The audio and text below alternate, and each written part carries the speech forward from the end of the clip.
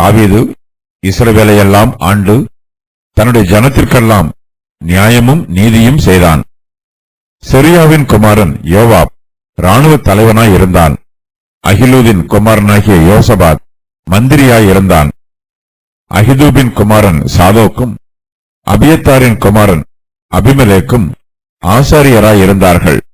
சபிஷா சம்பிரதியாய் இருந்தான். யோதாவின் குமாரன் பெனாயா கிரேத்தியருக்கும் பிலேத்தியருக்கும் தலைவனாயிருந்தான். தாவீதின் புத்திரர் ராஜாவினிடத்தில் பிரதானிகளாயிருந்தார்கள். தாவீது இஸ்ரவேலின் ராஜாக்களுக்கு விரோதமாக யுத்தம் பண்ணினாலும் தன்னுடைய ராஜாசனத்தையும் முறைப்படி ஆளுகை செய்கிறார். இஸ்ரவேல் தேசத்தை கவனிக்காமல் வெளி தேசங்களில் யுத்தம் பண்ண அதிக கவனம் செலுத்தினால் உள்நாட்டிலே குழப்பம் ஏற்பட்டுவிடும். தேசத்து நிர்வாகம் சீராக இருக்காது. தாவீது மிகுந்த ஞானமாய் இஸ்ரவேல் தேசத்தின் மீது ராஜரீகம் பண்ணுகிறார். தாவீது இஸ்ரவேல் அனைத்தின் மேலும் ராஜாவாய் இருக்கிறார். சமஸ்த இஸ்ரவேலும் தாவீதின் ராஜ்யபாரத்திற்கு கீழே இருக்கிறது. தாவீது இஸ்ரவேல் தேசத்தில் உள்ள எல்லா ஜனத்திற்கும் நீதியும் நியாயமும் செய்து வருகிறார். அவரிடத்தில் பட்சபாதம் இல்லை. அவர் யாருக்கும் முகஸ்துதி பண்ணவும் இல்லை. இஸ்ரவேலின் எல்லா கோத்திரத்தின் மீதும் தாவீது ராஜாவானார். எல்லா ஜனத்திற்கும் நியாயமும் நீதியும் செய்து வந்தார். எல்லோருக்கும் பட்சபாதம் காண்பிக்காமல் நீதியாய் நியாயம் விசாரித்தார். இஸ்ரவேல் தேசத்தார் தங்களுடைய வழக்குகளை ராஜாவிடம் சொல்லும்போது தாவீது ராஜா அந்த வழக்குகளுக்கு கவனமாய் செவி கொடுக்கிறார். வழக்கின் தன்மைகளை நீதியாய் ஆராய்ந்து பார்க்கிறார். ஜனங்களுக்கு நியாயமான தீர்ப்பு கொடுக்கிறார். ஜனங்களால் தங்கள் ராஜாவை எளிதாக பார்க்க முடிகிறது. தாவீதும் தேசத்தின் நிர்வாக காரியங்கள் எல்லாவற்றையும் சீராக கவனித்து வருகிறார். ஒவ்வொரு தேசத்திற்கும் அந்த தேசத்தின் ராஜாவே நியாயாதிபதியாய் இருக்கிறார். கர்த்தர் சர்வலோகத்திற்கும் அதிபதி. அவரே எல்லா தேசத்திற்கும் ராஜாதி ராஜாவாயும் கர்த்தாதி கர்த்தாவாயும் இருக்கிறவர். அவரே சர்வ சிருஷ்டிக்கும் நீதியுள்ள நியாயாதிபதியாயும் இருக்கிறார். தாவீது இந்த சத்தியத்தை அறிந்திருக்கிறார். தான் இஸ்ரவேல் தேசத்திற்கு நியாயாதிபதியாய் இருந்தாலும் தனக்கு மேலாக இஸ்ரவேலின் தேவனாகிய கர்த்தர் நியாயாதிபதியாய் இருக்கிறார் என்பதை உணர்ந்து தாவீது தன் தேசத்தில் உள்ள எல்லா ஜனத்திற்கும் நியாயமும் நீதியும் செய்து வருகிறார். என் ஜனங்களே, என் உபதேசத்தை கேளுங்கள். என் வாயின் வசனங்களுக்கு உங்கள் செவிகளை சாயுங்கள். என் வாயை ஓமைகளால் திறப்பேன். பூர்வ காலத்து மறை பொருட்களை வெளிப்படுத்துவேன். சங்கீதம் 72:1-2. தாவீதின் அரண்மனையில் நிர்வாகம் சீராக நடைபெறுகிறது. தாவீது தகுதி உள்ளவர்களை ஒவ்வொரு பொறுப்புக்கும் நியமிக்கிறார். தாவீதின் ராஜ்யம் ஸ்திரப்பட்டிருக்கிறது. சவுல் தாவீதுக்கு முன்பாக இஸ்ரவேல் தேசத்திலே சிறிது காலம் ராஜாவாயிருந்தார். ஆனால் சவுலின் ராஜ்யபாரம் ஸ்திரப்பட்டிருக்கவில்லை. தாவீதோ சமஸ்த இஸ்ரவேலுக்கும் ராஜாவாயிருக்கிறார். தாவீதின் ராஜாசனம் ஸ்திரமாயிருக்கிறது. தாவீதின் நிர்வாகமும் ஆளுகையும் மற்ற ராஜாக்களுக்கு முன்மாதிரியாய் இருக்கிறது. சவுலின் ராஜாங்கத்தில் அப்னேர் என்பவனின் பெயர் மாத்திரமே சொல்லப்பட்டிருக்கிறது. இவன் இஸ்ரவேலின் சேனைக்கு தலைவனாய் இருந்தான். அப்னேரை தவிர சவுலுக்கு வேறு யாரும் மந்திரிகளாகவோ இராணுவ தலைவர்களாகவோ பிரதானிகளாகவோ இருந்ததாக தெரியவில்லை. சவுலின் குமாரனாகிய யோனத்தான் சவுலோடு கூட இருந்தான். தாவீதோ தன்னுடைய ராஜாங்கத்தில் ஏராளமான அதிகாரிகளை நியமிக்கிறார். அவர்கள் எல்லோருமே திறமை உள்ளவர்கள். தாவீதின் இராணுவத்தில் 2 பேர் படை தளபதிகளாய் இருக்கிறார்கள். ஒருவன் யோவாப். இவன் செருயாவின் குமாரன். தாவீது யோவாபை இஸ்ரவேலின் இராணுவத்திற்கு தலைவனாக நியமித்திருக்கிறார். இஸ்ரவேல் தேசத்தார் சத்துருக்களுக்கு விரோதமாக யுத்தம் பண்ண போகும்போது யோவாப் இஸ்ரவேலின் சேனையை வழிநடத்துவான். யோவாபை தவிர யோய்தாவின் குமாரன் பெனாயா என்பவனும் தாவீதின் இராணுவத்திற்கு தலைவனாய் இருக்கிறான். இவன் கிரேத்தியருக்கும் பிலேத்தியருக்கும் தலைவன். இவனுடைய கட்டுப்பாட்டின் கீழ் இருக்கிறவர்கள் வில் வீரர்களாயும் குறிபார்த்து கவன் எரிகிறவர்களாயும் இருக்கிறார்கள்.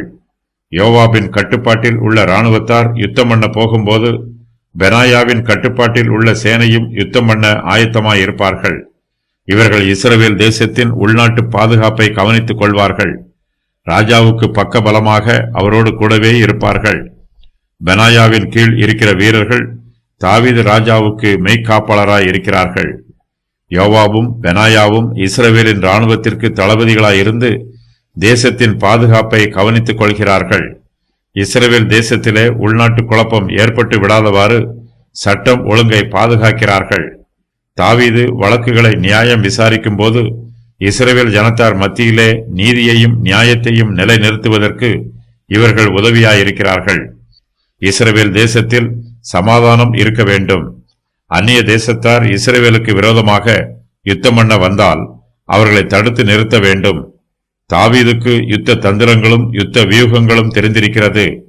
இஸ்ரவேல் தேசத்தின் ஆவிக்குரிய மார்க்க காரியங்களை கவனிப்பதற்கு தாவீது 2 பேரை ஆசாரியராய் நியமிக்கிறார். தாவீது இஸ்ரவேலை ஆளுகை செய்யும் போது அகிதூபின் குமாரன் சாதோக்கும் அபியத்தாரின் குமாரன் அகிமெலேக்கும் ஆசாரியராய் இருக்கிறார்கள். அபியத்தார் பிரதான ஆசாரியனாய் இருக்கிறார். சாதோக்கும் அகிமெலேக்கும் பிரதான ஆசாரியனாகிய அபியத்தாரின் கீழ் ஊழியம் செய்ய வேண்டும். தாவீது இஸ்ரவேல் தேசத்தின் உள்நாட்டு நிர்வாகத்தை கவனிப்பதற்கு 2 அதிகாரிகளை நியமிக்கிறார்.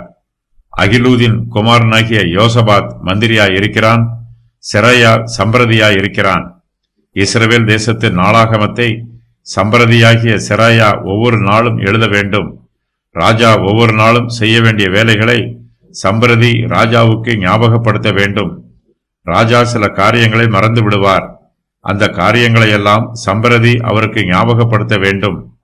சம்பிரதி ராஜாவுக்கு யோசனைகளை சொல்லக்கூடாது. ராஜாவின் வேலைகளை விமர்சனம் பண்ணவும் கூடாது. ராஜாவின் அன்றாட வேலைகளை எழுதி வைப்பதும் அதை ராஜாவுக்கு ஞாபகப்படுத்துவதும் மாத்திரம் சம்பிரதியின் வேலை. அகிலூதின் குமாரனாகிய யோசபாத் தாவீதுக்கு மந்திரியாயிருக்கிறான். இவன் தேசத்தின் நன்மைக்காகவும் ராஜாவின் நன்மைக்காகவும் யோசனை சொல்லுவான். மந்திரியின் யோசனையை கேட்க வேண்டும் என்னும் அவசியம் ராஜாவுக்கு இல்லை.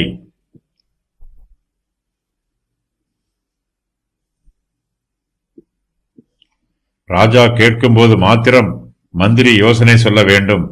ராஜா வழக்குகளை விசாரித்து தீர்ப்புகளை சொல்லும்போது ராஜாவின் தீர்ப்புகளை நிறைவேற்றும் பொறுப்பு மந்திரிக்கு உண்டு. தாவீதின் குமாரர் பிரதானிகளாய் இருக்கிறார்கள். அவர்கள் தாவீதுக்கு அடுத்த ஸ்தானத்திலிருந்து இஸ்ரவேல் தேசத்தை ஆளுகை செய்கிறார்கள். தாவீதின் பிள்ளைகள் எல்லோரும் வளர்ந்து பெரியவர்களாய் இருக்கிறார்கள். யோய்தாவின் குமாரன் பெனாயா கிரேத்தியருக்கும் பிலேத்தியருக்கும் தலைவனாய் இருந்தான். தாவீதின் புத்திரர் ராஜாவினிடத்தில் பிரதானிகளாய் இருந்தார்கள். யோய்தாவின் குமாரன் பெனாயா கிரேத்தியருக்கும் பிலேத்தியருக்கும் தலைவனாய் இருந்தான். தாவீதின் குமாரரோ பிரதானிகளாய் இருந்தார்கள். தாவீதின் குமாரர் அவருக்கு அருகாமையிலேயே இருப்பார்கள். அவர்கள் ராஜாவின் கண் பார்வையில் ராஜாவின் மேற்பார்வையின் கீழ் இஸ்ரவேல் தேசத்தை ஆளுகை செய்வார்கள். கிறிஸ்துவானவர் விசுவாசிகளாகிய நம்மை ராஜாக்களாகவும் ஆசாரியர்களாகவும் நியமித்திருக்கிறார். நம்மிடத்தில் அன்பு கூர்ந்து தமது இரத்தத்தினாலே நம்முடைய பாவங்களற நம்மை கழுவி தம்முடைய பிதாவாகிய தேவனுக்கு முன்பாக நம்மை ராஜாக்களும் ஆசாரியர்களும் ஆக்கின அவருக்கு மகிமையும் வல்லமையும் என்றென்றைக்கும் உண்டாயிருப்பதாக. ஆமேன்.